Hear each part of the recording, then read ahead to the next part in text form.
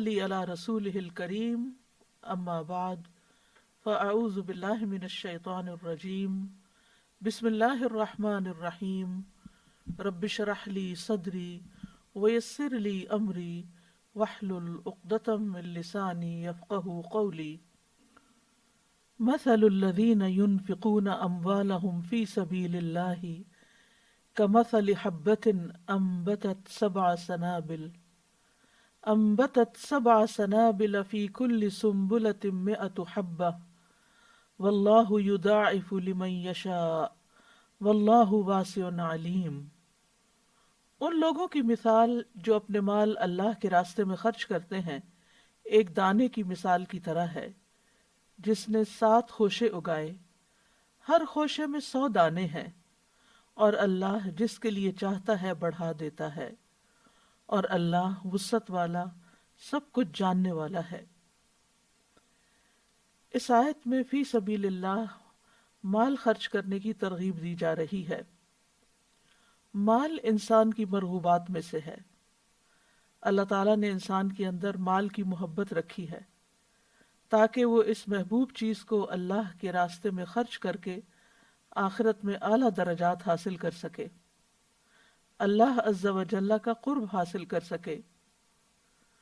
اگر مال سے محبت نہ ہوتی تو درجات کی بلندی بھی نہ ہوتی، لیکن چونکہ انسان مال کی محبت میں شدید ہے، جیسا کہ فرمایا وَإِنَّهُ لِحُبِّ الْخَيْرِ لَشَدِيدٌ، تو پھر جتنی یہ محبت زیادہ ہوگی اتنا ہی اسے اللہ کے راستے میں خرچ کرنے کا ثواب بھی زیادہ ہوگا، اور انسان اپنی فطرت کے اعتبار سے مال سے بہت زیادہ محبت رکھتا ہے، جیسا کہ سورۃ الفجر میں فرمایا وَتُحِبُّونَ الْمَالَ حُبًّا جَمًّا۔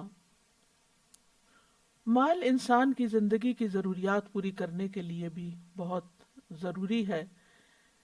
جب وہ اس کا کچھ حصہ خرچ کرتا ہے تو گویا دوسرے لفظوں میں وہ اپنی زندگی کی بعض ضروریات کو قربان کر کے، اپنے بعض عیش و عشرت کو ترک کر کے دوسروں کے لیے اس میں سے حصہ نکالتا ہے۔ تو جس درجے کی قربانی کرتا ہے اسی درجے کے بلند مقامات حاصل کرتا ہے، اور یہ ایک طرح سے انسانی خدمت بھی ہے، اور یہ خدمت دراصل عبادت ہی کی ایک شکل ہے۔ انفاق میں بہت کچھ شامل ہے، مال کے علاوہ علم، وقت، جاہ، مہارت وغیرہ وغیرہ، لیکن اس آیت میں خاص طور پر مال خرچ کرنے کی بات کی گئی ہے اور ایک مثال سے بات سمجھائی گئی ہے۔ مثال سے عموماً بات سمجھنا آسان ہو جاتا ہے، تو اللہ تعالیٰ فرماتے ہیں مثل الذین ينفقون اموالهم فی سبیل اللہ، مثال ان لوگوں کی جو اپنے مال اللہ کے راستے میں خرچ کرتے ہیں۔ اللہ کے راستے میں خرچ کرنے کا معنی کیا ہے؟ نمبر 1 جہاد میں خرچ کرتے ہیں، نمبر 2 نیکی کے کاموں میں خرچ کرتے ہیں۔ تو ان کی مثال کمثل حبۃ انبتت 7 سنابل، ایک مثال ایک دانے کی طرح ہے جو 7 بالیاں اگائے، یعنی جب ایک بیج بویا جاتا ہے تو اس سے ایک سٹیم نکلتا ہے، اس کے آگے پھر 7 شاخیں ہو جاتی ہیں، اور پھر ہر شاخ پر 100 دانے لگتے ہیں، تو گویا ایک دانہ 700 دانوں میں تبدیل ہو جاتا ہے، یعنی ایک کے بدلے ایک وہ دیتا ہے اور 700 کسان حاصل کرتا ہے۔ اور صرف اتنا ہی نہیں، بلکہ اگر دل کی پوری آمادگی کے ساتھ خرچ کرتا ہے اور اللہ سبحانہ تعالیٰ سے اجر کی توقع رکھتے ہوئے خرچ کرتا ہے تو فرمایا واللہ یضاعف لمن یشاء، یعنی اللہ تعالیٰ اس کو کئی گنا اور بڑھا دیتا ہے۔ ہر نیکی کا اجر 10 سے 700 گنا تو ہے ہی، لیکن جتنا جتنا جس کے اندر خلوص ہوگا، جتنا اس کے اندر مال کی محبت کے باوجود اس کو خرچ کرنے کا جذبہ ہوگا، تو اس جذبے کے اعتبار سے اس کا اجر بھی بڑھا دیا جائے گا۔ لیکن اگر اس اخلاص میں کمی ہے اور بہت مشکل سے اس نے نکالا ہے، اپنے اوپر ایک بوجھ سمجھتے ہوئے اور دل کی کراہت کے ساتھ، یعنی محبت کے ساتھ نہیں تو کراہت کے ساتھ، تو ہو سکتا ہے کہ یہ 700 گنا بھی نہ بنے، یعنی اسی اعتبار سے زیادہ ہوگا، جتنا اس کے اندر اخلاص ہوگا، جذبہ ہوگا۔ جہاں تک 10 سے 700 گنا تک کا تعلق ہے تو اس کی وضاحت ایک حدیث سے بھی ہوتی ہے جو صحیح مسلم میں آتی ہے۔ ابو ہریرہ رضی اللہ عنہ سے روایت ہے، وہ کہتے ہیں کہ رسول اللہ صلی اللہ علیہ وسلم نے فرمایا، جس نے کسی نیکی کا ارادہ کیا پھر اس پر عمل نہیں کیا، اس کے لیے ایک نیکی لکھ دی جاتی ہے، اور جس نے کسی نیکی کا ارادہ کر کے اس پر عمل بھی کر لیا، اس کے لیے 10 سے 700 گنا تک نیکیاں لکھی جاتی ہیں۔ واللہ واسع، اور اللہ بہت وسعت والا ہے، اپنی تمام صفات میں وسعت والا ہے، اپنی رحمت، اپنی قدرت، اپنی مغفرت میں وہ بہت برتر اور بہت اعلیٰ ہے۔ علیم، بہت علم والا ہے، خوب جاننے والا ہے، یعنی اس کا علم بھی ہر چیز کو گھیرے ہوئے ہے، لہذا وہ دیکھتا ہے کہ کس نے کس جذبے کے ساتھ مال خرچ کیا تو اسی اعتبار سے اس کا فضل اس پر زیادہ ہو جاتا ہے۔ اس لیے یہ دو صفات ایک جگہ پر آئی ہیں۔ تو یہاں چونکہ مال کا ذکر کیا گیا ہے تو مال ہر وہ چیز ہوتی ہے جو انسان کی ملکیت میں ہو، خواہ وہ کوئی حصی چیز ہو جس کی کوئی قیمت ہو، یا نفع والی چیز ہو جیسے مانوی چیزیں، کوئی ہنر وغیرہ ہو۔ حصی چیزوں میں جیسے درہم و دینار ہیں، روپیہ پیسہ ہے، ڈالرز ہیں، گاڑی ہے، گھر ہے، اور اسی طرح جو منافع حاصل ہوتے ہیں وہ تمام چیزیں اس میں شامل ہو جاتی ہیں۔ اور فی سبیل اللہ میں دو چیزوں کا ہونا ضروری ہے، ایک یہ کہ وہ اللہ کے لیے خالص ہو، اور دوسرے یہ کہ وہ اللہ سبحانہ وتعالیٰ کی شریعت کے مطابق ہو، اس کی پیروی میں ہو۔ اگر ان دو شرائط کے ساتھ انسان مال خرچ کرے گا تو اس کو اللہ سبحانہ وتعالیٰ کی طرف سے بہترین اجر ملے گا جس کا انسان شمار بھی نہیں کر سکتا۔ اور خاص طور پر جب انسان اللہ کے راستے میں خرچ کرتا ہے خالصتاً اللہ کی رضا کے لیے، کوئی دکھاوا نہیں، کوئی ریاکاری نہیں، کوئی شہرت کا شوق نہیں، کوئی لوگوں کے اندر مشہور ہونے کا جذبہ نہیں، اور پھر یہ کہ طریقہ بھی درست ہو، تو پھر اللہ سبحانہ تعالیٰ ایسے خرچ کرنے کو اپنے ذمہ قرض کے طور پر لیتا ہے۔ اسی لیے سورۃ البقرہ میں ہی اللہ تعالیٰ فرماتے ہیں، من ذا الذی یقرض اللہ قرضا حسنا فیضاعفہ لہ اضعافا کثیرہ واللہ یقبض ویبسط والیہ ترجعون۔ کون ہے وہ جو اللہ کو قرض دے، اچھا قرض یعنی خوبصورتی کے ساتھ دے اور اچھی چیز دے، پس وہ اسے اس کے لیے بہت زیادہ گنا بڑھا دے، اور اللہ بند کرتا ہے اور کھولتا ہے اور تم اسی کی طرف لوٹائے جاؤ گے۔ یعنی اللہ سبحانہ تعالیٰ ایسے صدقے کو اتنی عزت دیتا ہے کہ وہ اس کو اپنے ذمے قرض کے طور پر لیتا ہے، کیونکہ قرض ایسی چیز ہوتی ہے جس کا لوٹانا لازم ہوتا ہے، یعنی اللہ سبحانہ تعالیٰ پھر اس کا بہترین اجر اس کو کئی گنا زیادہ دے گا۔ فَيُضَاعِفَهُ لَهُ أَضْعَافًا كَثِيرًا، وہ اس کو اس کے لیے بہت زیادہ گنا بڑھا دے گا۔ جہاں تک مال خرچ کرنے کا تعلق ہے تو قرآن مجید کی متعدد آیات سے پتہ چلتا ہے کہ اللہ سبحانہ تعالیٰ بندوں کو اس پر ابھارتے ہیں اور خرچ کرنے کا شوق دلاتے ہیں۔ سورۃ ابراہیم میں اللہ تعالیٰ فرماتے ہیں، قُلْ لِعِبَادِيَ الَّذِينَ آمَنُوا يُقِيمُوا الصَّلَاةَ وَيُنْفِقُوا مِمَّا رَزَقْنَاهُمْ سِرًّا وَعَلَانِيَةً مِّن قَبْلِ أَن يَأْتِيَ يَوْمٌ لَا بَيْعٌ فِيهِ وَلَا خِلَالٌ۔ میرے بندوں سے جو ایمان لائے ہیں کہہ دیجئے کہ وہ نماز قائم کریں اور اس میں سے جو ہم نے انہیں دیا ہے پوشیدہ اور ظاہر خرچ کریں، اس سے پہلے کہ وہ دن آ جائے جس میں نہ کوئی خرید و فروخت ہوگی اور نہ کوئی دوستی کام آئے گی۔ پھر اسی طرح اللہ ہی کے دیے ہوئے مال میں سے خرچ کرنا دراصل اللہ سبحانہ تعالیٰ کے ساتھ تجارت کرنا ہے جس کا کئی گنا منافع زیادہ ملے گا۔ اسی لیے اللہ تعالیٰ سورۃ التوبہ میں فرماتے ہیں، ان اللہ اشتری من المؤمنین انفسہم واموالہم بان لہم الجنہ، بے شک اللہ نے مومنوں سے ان کی جانیں اور ان کے مال خرید لیے ہیں، یعنی مالوں کا سودا کر لیا، مال لے لیے ہیں، یعنی وہ مال جو ہم صدقے میں دیتے ہیں، فی سبیل اللہ دیتے ہیں، دین کی کاز کے لیے دیتے ہیں، اللہ سبحانہ تعالیٰ ان کو تجارت سے تشبیہ دیتے ہیں، اس کے بدلے کہ یقیناً ان کے لیے جنت ہے. یعنی وہ مال اللہ تعالیٰ جو اللہ کی راہ میں خرچ کیے جاتے ہیں اس کے بدلے میں انسان کے لیے جنت کا وعدہ ہے. پھر یہ کہ خرچ کرنے سے اللہ کا قرب اور اس کی رحمت ملتی ہے.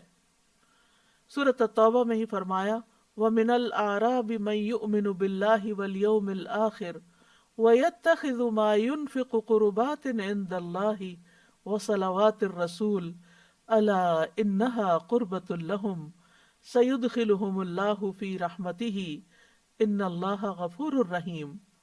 اور بدویوں میں سے کچھ وہ ہیں جو اللہ اور یوم آخرت پر ایمان رکھتے ہیں اور جو کچھ خرچ کرتے ہیں اسے اللہ کے ہاں قربتوں اور رسول کی دعاؤں کا ذریعہ سمجھتے ہیں. سن لو بے شک وہ ان کے لیے قرب کا ذریعہ ہیں. یعنی اللہ تعالیٰ یقین دہانی کراتے ہیں کہ ایسا مال جو انسان اللہ کا قرب پانے کے لیے خرچ کرتا ہے تو جواب میں بدلے میں یقیناً اسے اللہ کا قرب حاصل ہوتا ہے. ان قریب اللہ انہیں اپنی رحمت میں داخل کرے گا، یعنی آخرت میں جنت کا وعدہ بھی ہے. بے شک اللہ بے حد بخشنے والا نہایت رحم فرمانے والا ہے. پھر اسی طرح آخرت کے علاوہ دنیا میں بھی اور پھر آخرت میں بھی مال کا خرچ کرنا خوف اور غم سے نجات کا ذریعہ ہے. سورۃ البقرہ میں اللہ تعالیٰ فرماتے ہیں الذین ينفقون اموالهم باللیل والنہار سرا وعلانیۃ فلہم اجرہم عند ربہم ولا خوف علیہم ولا ہم یحزنون. وہ لوگ جو اپنے مال رات اور دن چھپے اور کھلے خرچ کرتے ہیں، یعنی رات کو بھی اور دن کو بھی جب ضرورت پڑے، اور ضرورت نہ بھی ہو تو خود ضرورت مندوں کو ڈھونڈتے ہیں، اور ان پر احسان نہیں کرتے بلکہ اپنے آپ پر ہی احسان کرتے ہوئے اللہ کے راستے میں خرچ کرتے ہیں. ان کے لیے ان کا اجر ان کے رب کے پاس ہے، یعنی محفوظ ہے. رب سے بڑھ کر کسی کی امانت کی حفاظت کرنے والا کون ہو سکتا ہے؟ ان پر نہ کوئی خوف ہے اور نہ وہ غمگین ہوں گے. پھر اسی طرح اللہ تعالیٰ نے ایک اور جگہ پر سورۃ سبا میں مال خرچ کرنے کے بہترین نعم البدل کا وعدہ کیا. وَمَا أَنفَقْتُم مِّن شَيْءٍ فَهُوَ يُخْلِفُهُ وَهُوَ خَيْرُ الرَّازِقِينَ. اور تم جو بھی چیز خرچ کرتے ہو تو وہ اس کی جگہ اور دے دیتا ہے اور وہ سب رزق دینے والوں سے بہتر ہے. یعنی انسان کبھی بھی خرچ کرتے ہوئے دل چھوٹا نہ کرے کہ یہ چیز مجھ سے جدا ہو جائے گی، نہیں، اس سے بہتر چیز آپ کو ملے گی. اب دیکھیے کہ یہ جو دینے کا اصول ہے یہ پوری کائنات کے اندر آپ کو نظر آئے گا. سورج دیتا ہے کیا؟ دھوپ، روشنی، گرمی. چاند دیتا ہے روشنی. پھر اسی طرح درخت دیتے ہیں یا آکسیجن یا پھل پھول. پھر اسی طرح بادل دیتے ہیں، سمندر اپنا پانی لینے دیتا ہے، ہوائیں بادلوں کو اٹھا کر ایک جگہ سے دوسری جگہ لے جاتی ہیں فائدہ پہنچانے کے لیے.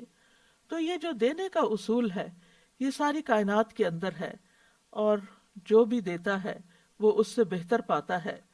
اور اس طرح انسان نہ صرف یہ کہ دنیا میں بلکہ مرنے کے بعد، یعنی اپنی زندگی میں، بلکہ مرنے کے بعد بھی اس کا فائدہ دوسروں کو پہنچاتا رہتا ہے. تو دینے والے لوگ اللہ کے محبوب ہوتے ہیں اور اللہ سبحانہ تعالیٰ ان سے اچھے بدلے کا وعدہ کرتا ہے. اور اللہ کے راستے میں خرچ کرنے پر انسان کو پورا پورا واپس بھی مل جاتا ہے. تو اگر انسان کائنات کے ساتھ ہم آہنگی اختیار نہیں کرتا، یعنی دینے والا نہیں بنتا، تو پھر محروم رہ جاتا ہے، پھر پریشانیاں اس کو گھیر لیتی ہیں. جو دوسروں کے دکھ درد میں کام آتا ہے اللہ سبحانہ تعالیٰ اس کو بھی اسی طرح تکلیفوں اور دکھوں اور دردوں سے نجات عطا کرتے ہیں. فرمایا وَمَا تُنْفِقُوا مِنْ شَيْءٍ فِي سَبِيلِ اللَّهِ يُوَفَّى إِلَيْكُمْ وَأَنْتُمْ لَا تُظْلَمُونَ. اور جو چیز بھی تم اللہ کے راستے میں خرچ کرو گے وہ تمہاری طرف پوری لوٹا دی جائے گی. یعنی اللہ تعالیٰ کو تو اس کی ضرورت نہیں ہے، وہ تو اپنے پاس نہیں رکھے گا. اور آپ دیکھیے کہ جس پر یہ یقین ہو کہ وہ ہماری امانت واپس کرے گا اور لازماً واپس کرے گا، تو اس کو آپ خوشی سے دیتے ہیں، خوشی سے اس کے پاس رکھواتے ہیں. یہ جو ہم خرچ کر رہے ہوتے ہیں یہ ہمارے ہاتھ سے ضائع نہیں ہو رہا ہوتا، یہ ہمارے اپنے ہی لیے کہیں اور جمع ہو رہا ہوتا ہے۔ ایک وہ مال ہوتا ہے جسے ہم دنیا کے بینک میں جمع کراتے ہیں، اور ایک وہ ہوتا ہے جس کو ہم آخرت بینک میں یا اللہ کے پاس جمع کرواتے ہیں۔ دنیا میں بہت دفعہ ایسا بھی ہوتا ہے کہ جمع کروانے کے بعد نکالنے کی مہلت ہی نہیں آتی کہ انسان اس دنیا سے ہی چل بستا ہے، لیکن اللہ کے پاس تو ہم سب کو واپس جانا ہے۔ انا للہ و انا الیہ راجعون، بے شک ہم اللہ ہی کے لیے ہیں اور اسی کی طرف واپس جانے والے ہیں۔ تو جو کچھ اپنی زندگی میں ہم آگے بھیجتے رہیں گے وہ وہاں پورا پورا، نہ صرف یہ کہ جو بھیجا وہ، بلکہ اس کو 10 گنا سے 700 گنا اور اس سے بھی زیادہ، کئی گنا زیادہ اخلاص کے مطابق اللہ سبحانہ و تعالیٰ بندوں کو واپس کرے گا۔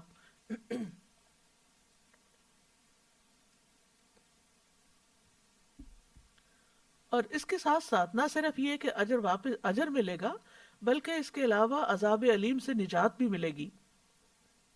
اللہ تعالیٰ فرماتے ہیں یا ایہا الذین آمنوا هل ادلکم علی تجارت تنجیکم من عذاب علیم تؤمنون باللہ ورسولہ وتجاہدون فی سبیل اللہ باموالکم وانفسکم ذالکم خیر لکم ان کنتم تعلمون۔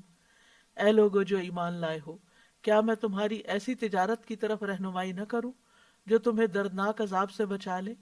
تم اللہ اور اس کے رسول پر ایمان لاؤ اور اپنے مالوں اور جانوں کے ساتھ اللہ کی راہ میں جہاد کرو، یہ تمہارے لیے بہتر ہے اگر تم جانتے ہو۔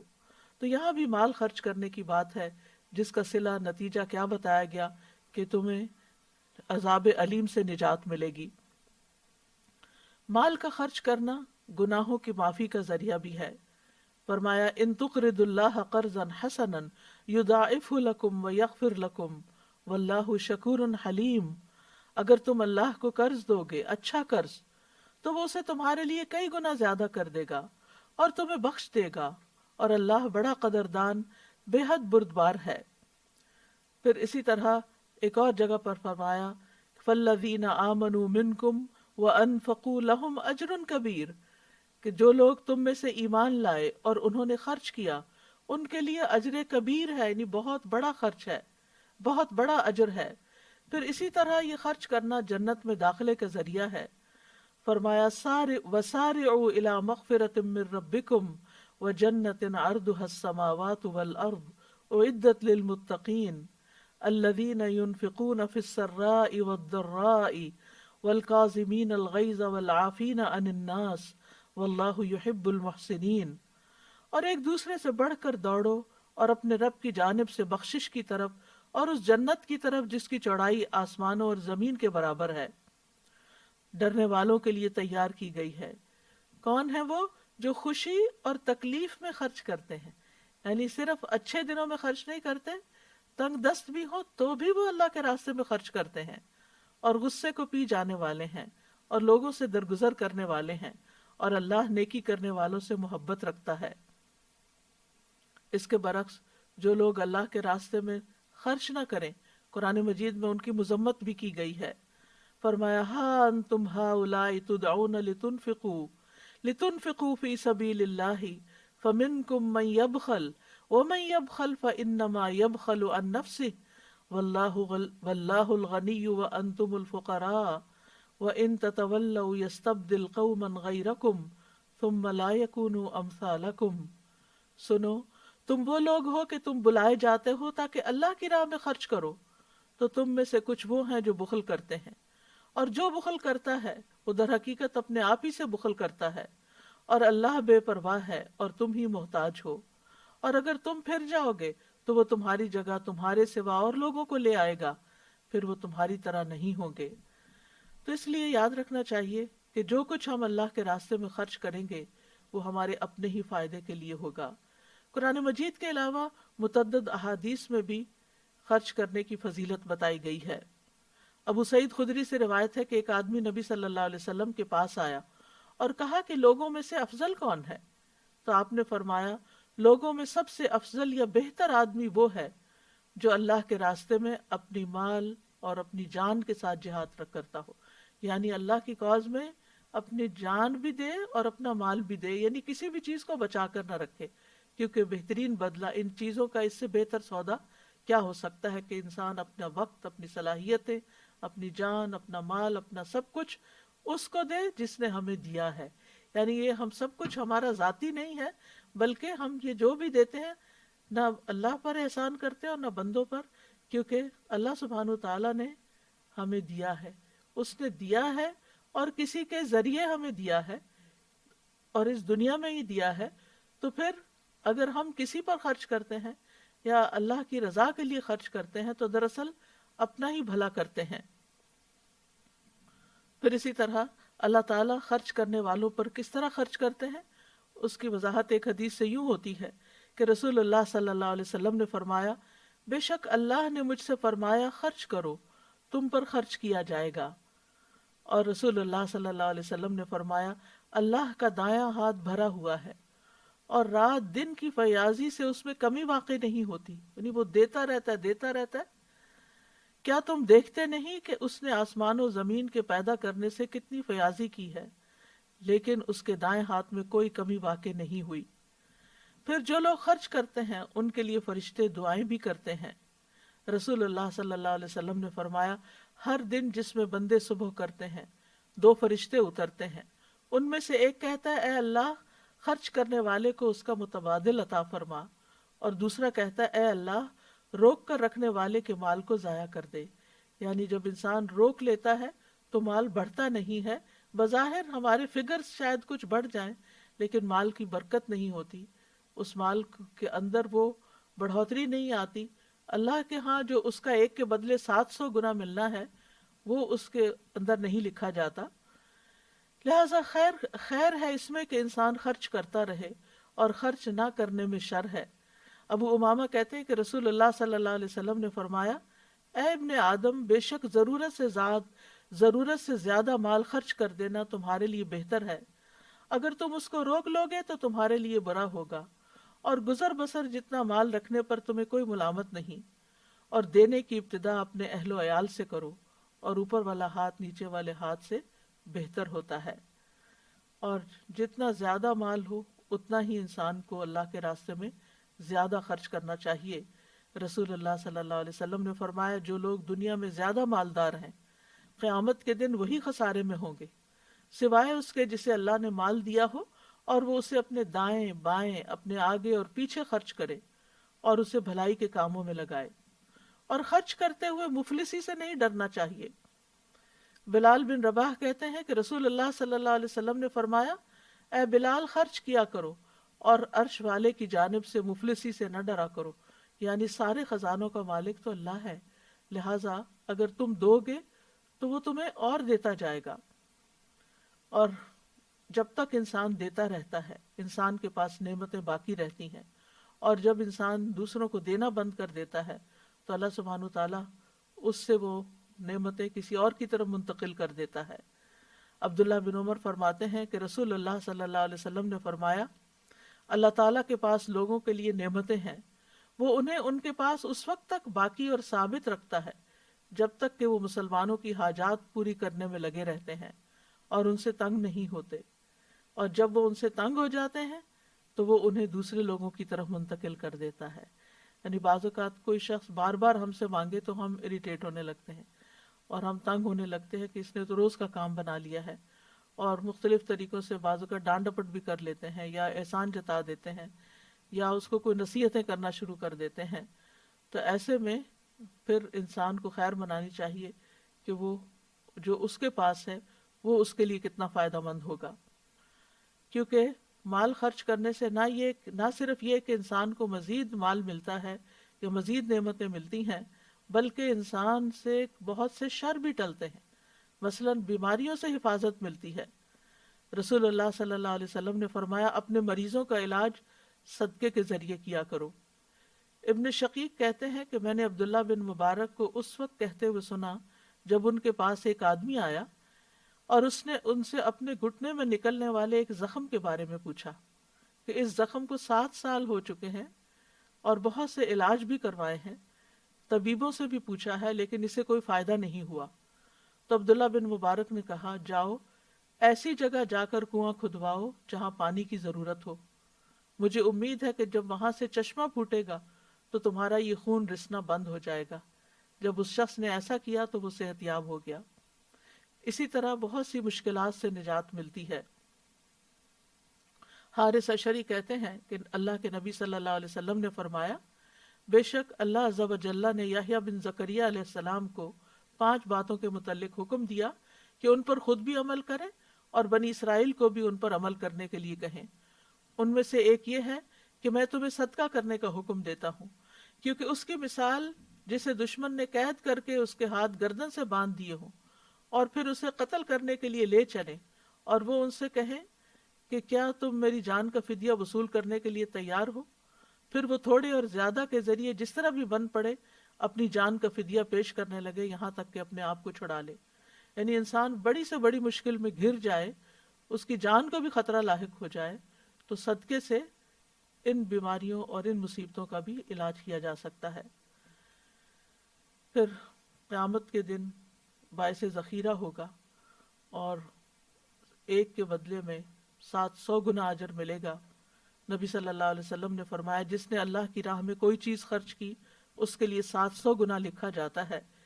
ابو مسعود کہتے ہیں کہ ایک آدمی نے اللہ کے راستے میں ایک اونٹنی صدقہ کی جس کی ناک میں نکیل بھی پڑی ہوئی تھی، تو رسول اللہ صلی اللہ علیہ وسلم نے فرمایا، قیامت کے دن یہ 700 اونٹنیاں لے کر آئے گا جن کی ناک میں نکیل پڑی ہوگی، یعنی اس کا انٹینجیبل بدلہ اس کو وہاں دیا جائے گا۔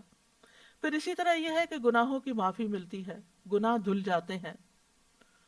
جابر کہتے ہیں کہ نبی صلی اللہ علیہ وسلم سے انہوں نے سنا، وہ کعب بن عجرہ سے فرما رہے تھے، اے کعب، صدقہ گناہوں کو اس طرح مٹاتا ہے جیسے پانی آگ کو مٹا دیتا ہے۔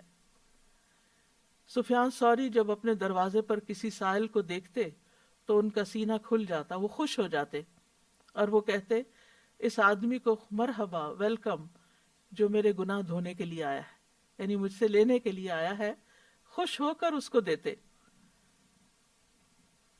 اب سوال یہ پیدا ہوتا ہے کہ خرچ کہاں کیا جائے؟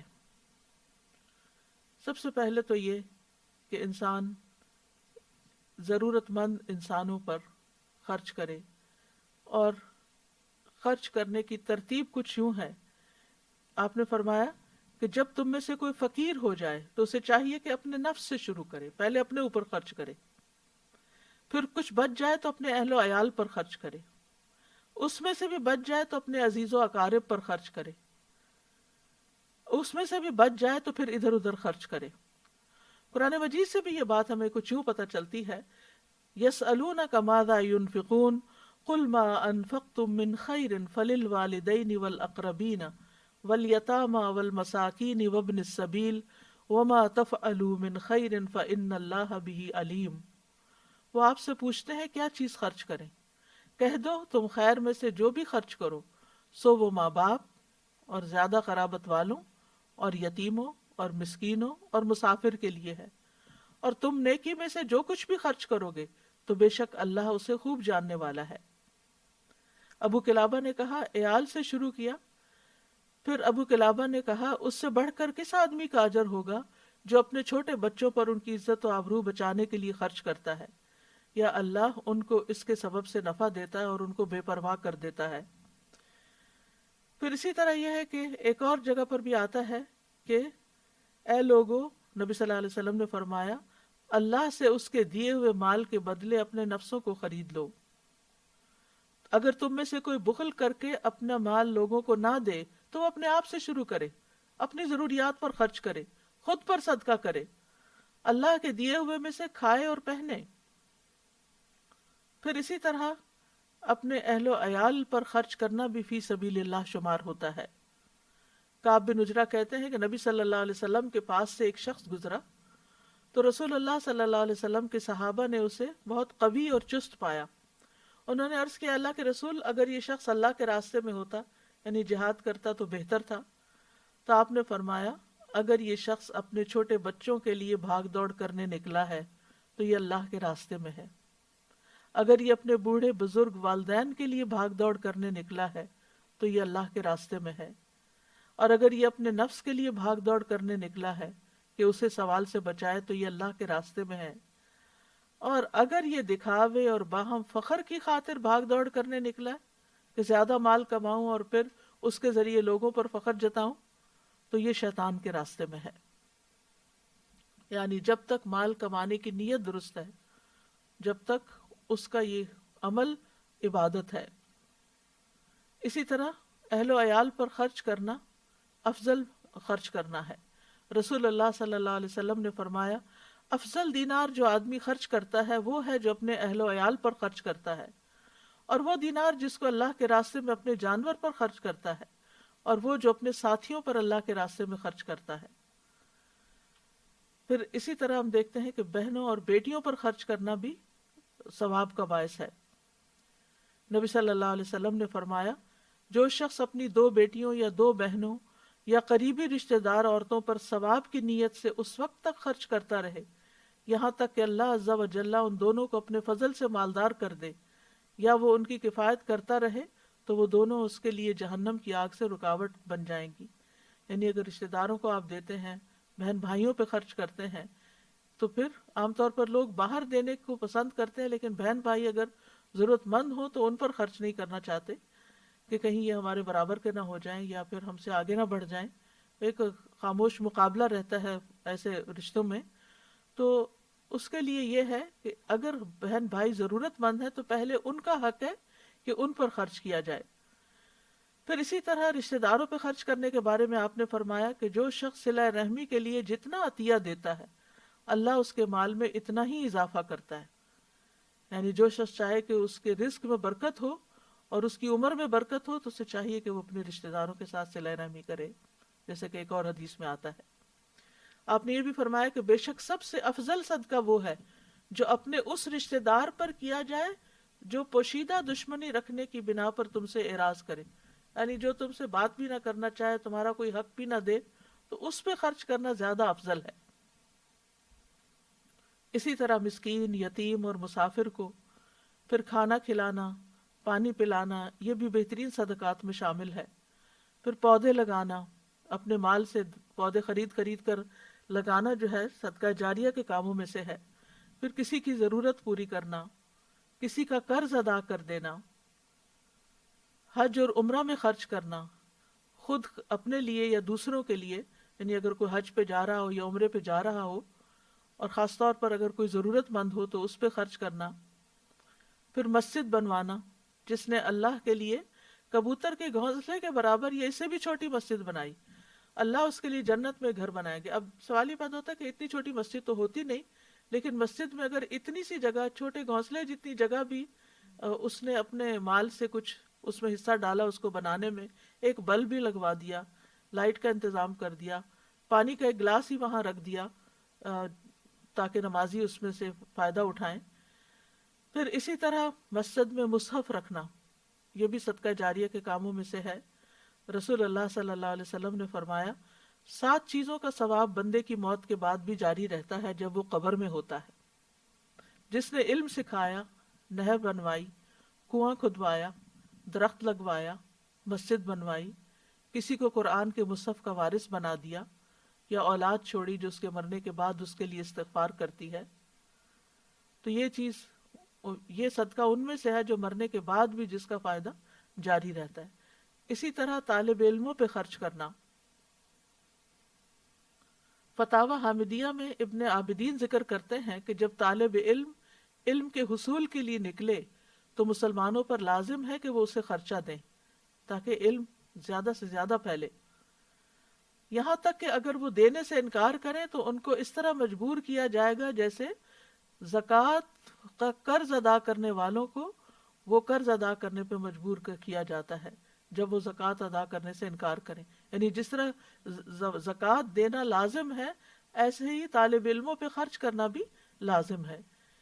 اسی طرح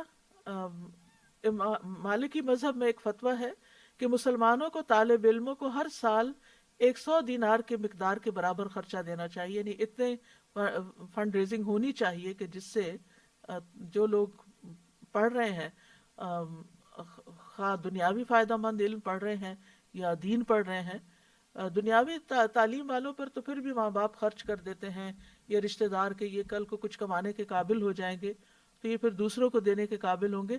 لیکن جو لوگ دین پڑھ رہے ہوتے ہیں عموماً ان پہ خرچ کرنے سے لوگ کتراتے ہیں کہ اس سے ان کو کوئی مال تو آگے حاصل نہیں ہوگا اور یہ لوٹانے کے قابل بھی نہیں ہوں گے. لیکن حقیقت یہ ہے کہ اگر اس کام کو پروموٹ نہ کیا جائے اور لوگوں کو فیسیلیٹیٹ نہ کیا جائے تو پھر آہستہ آہستہ ایسے لوگ معاشرے سے ختم ہوتے جاتے ہیں جو دوسروں کی دینی رہنمائی کر سکیں.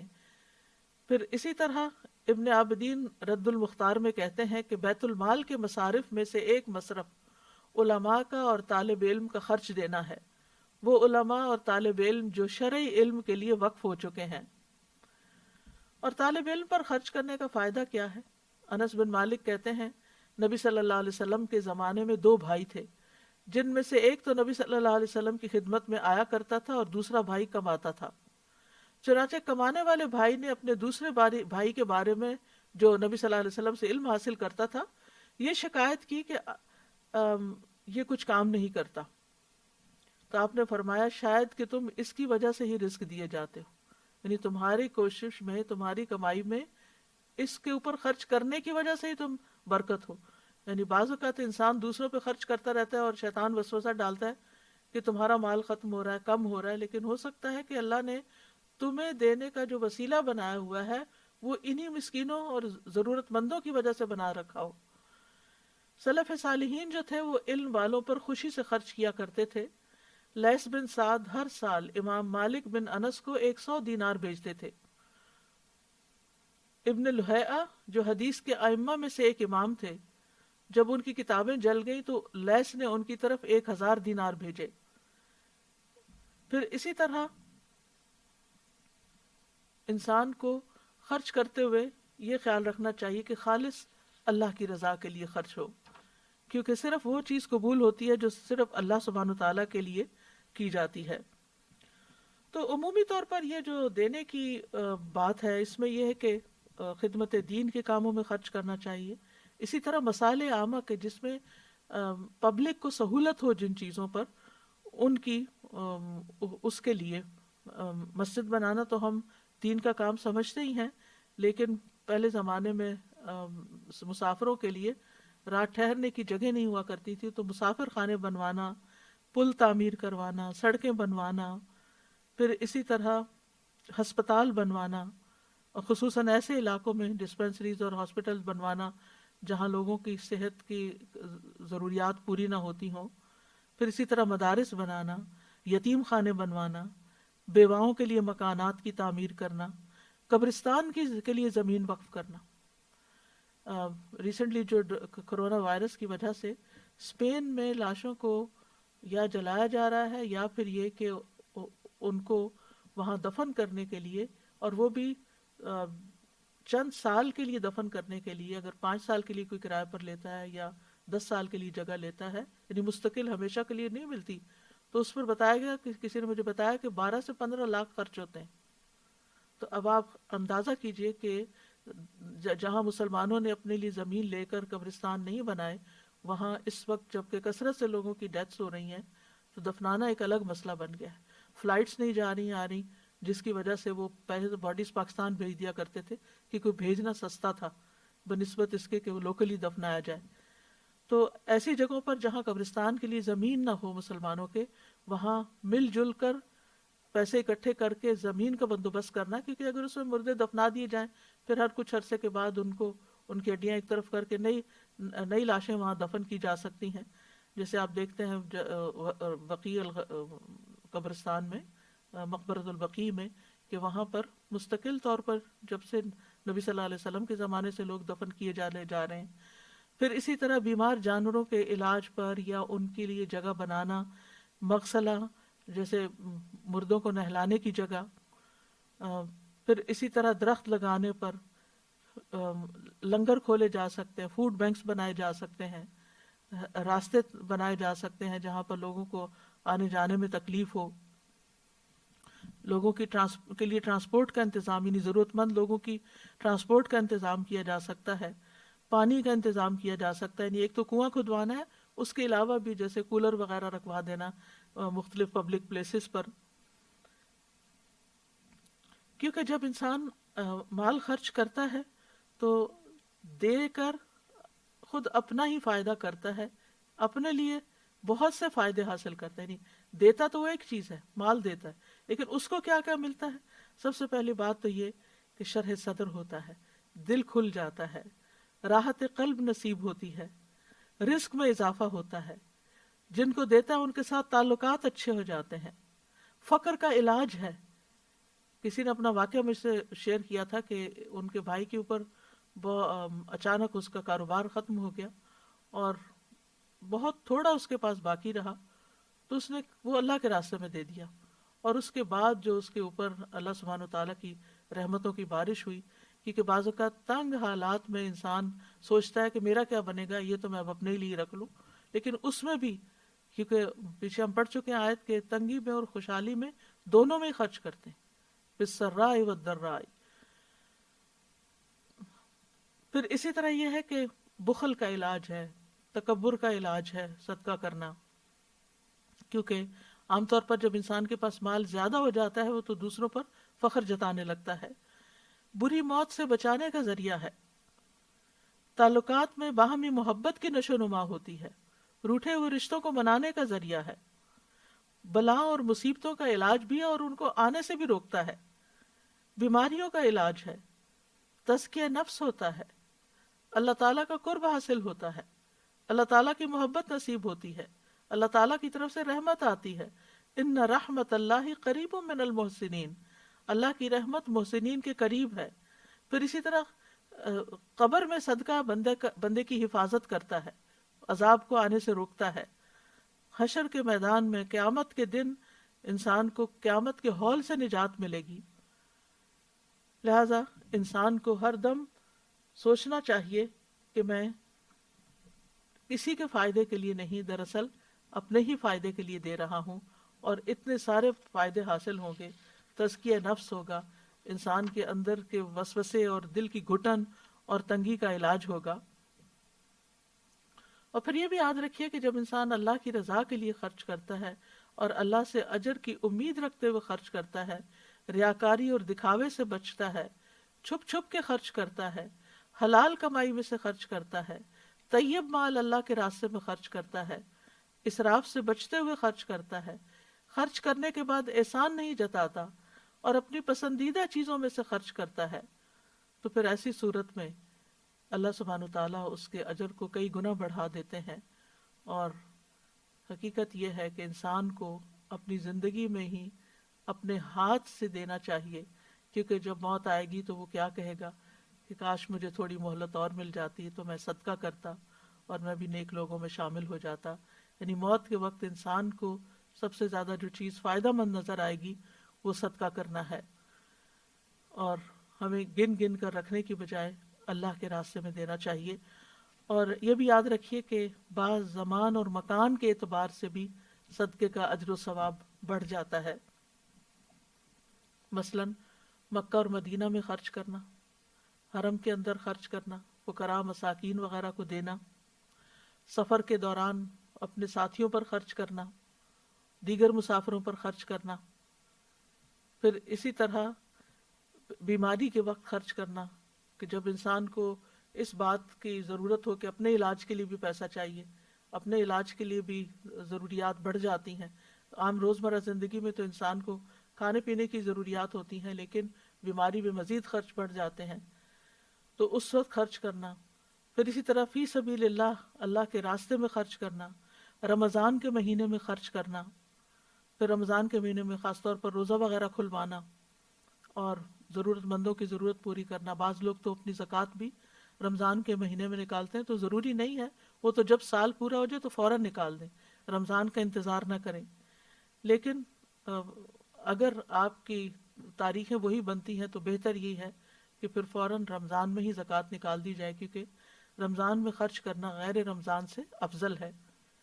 پھر عشرہ ذی الحجہ میں خرچ کرنا، کیونکہ سال بھر میں کوئی بھی نیک کام اتنا اجر نہیں پاتا جتنا عشرہ ذی الحج میں انسان جب کوئی نیکی کرتا ہے. پھر اسی طرح اگر کوئی حج پہ جا رہا ہو تو وہ فی سبیل اللہ ہوتا ہے، اس پر خرچ کرنا. اسی طرح عید کے دنوں میں خرچ کرنا، بھوک کے دن کھانا کھلانا، اگر کوئی بیمار ہے تو اس کے علاج کے لیے خرچ دینا، اور اس کے لیے انسان کو ضرورت مندوں کو تلاش کرنا چاہیے. گویا دوسرے لفظوں میں انسان کا ایک مزاج ہی بن جائے کہ وہ اس کو دیتے ہی رہنا ہے، دینے والا بننا ہے.